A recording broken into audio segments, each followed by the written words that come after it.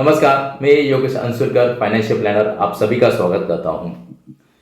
Pyramids, आपको पता है पिरामिड्स कौन से कंट्री में है? यस, आप सही सोच रहे हैं, इजिप्ट में है।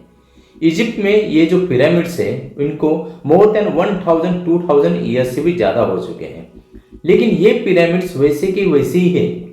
अभी इसका रीजन क्या हो सकता है? तो इसका एक ही रीजन है, उनका जो बेस है वो स्ट्रांग है।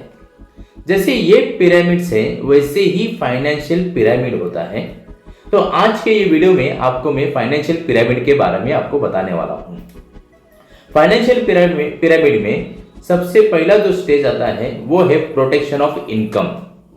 देन नेक्स्ट स्टेज में जो आता है वो है रिस्क फ्री ग्रोथ। उसके बाद वाले जो स्टेज है वो है ग्रोथ विद रिस्क, एंड उसके बाद जो फोर्थ स्टेज है वो है हाई ग्रोथ, एंड उसके बाद सबसे टॉप में जो आता है वो है स्पेक्यूलेशन।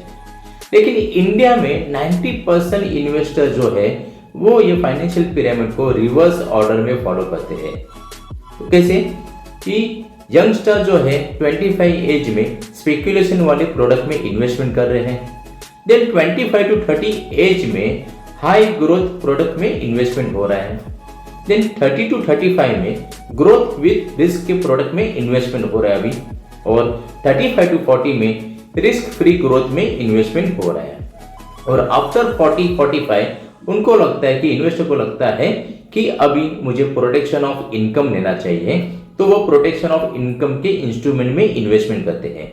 बिटवीन 25 to 45 में अगर कुछ लाइफ में अगर कुछ मिस हैपनिंग होती है तो उनका जो फाइनेंशियल पिरामिड का जो स्ट्रक्चर है वो कोलैप्स हो सकता है।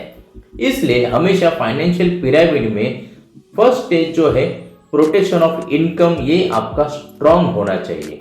अभी फाइनेंशियल पिरामिड को कैसे फॉलो करना है, उसमें प्रोटेक्शन ऑफ इनकम में कौन से प्रोडक्ट्स हैं, रिस्क फ्री ग्रोथ में कौन से प्रोडक्ट्स हैं, ग्रोथ विथ रिस्क में कौन से प्रोडक्ट्स हैं, हाई ग्रोथ एंड स्पेक्यूलेशन में कौन से प्रोडक्ट्स हैं, इसकी डिटेल में जानकारी के लिए आप नीचे दिए गए नंबर पे आज ही कांटेक्ट कीजिए और आपका अपॉइंटमेंट बुक कर दीजिए।